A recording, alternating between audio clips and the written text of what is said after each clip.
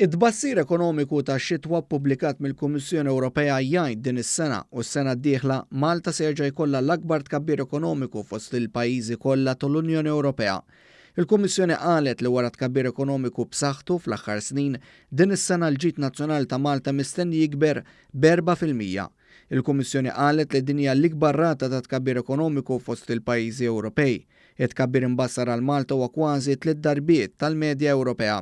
Kontrast l-ekonomija Taljana hija l-inqas li se tikber din is-sena bitkabbir ta' 0.3%.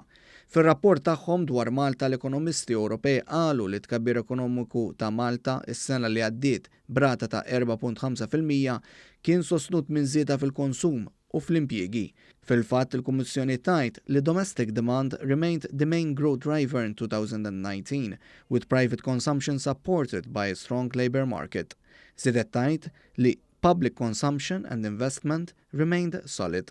Il-Kummissjoni Ewropea qed tbassar li anke s-sena d-dieħla Malta se jkollha l-ogħla rata ta' tkabbir fost il-pajjiżi kollha Ewropej.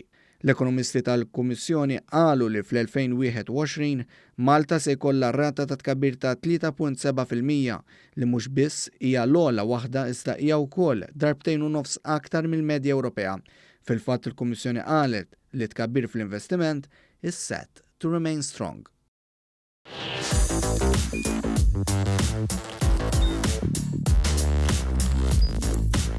Idħol fuq one.com.mt u hemmhekk tista' tara l-programmi kollha li jxandru fuq One permezz ta' One Play.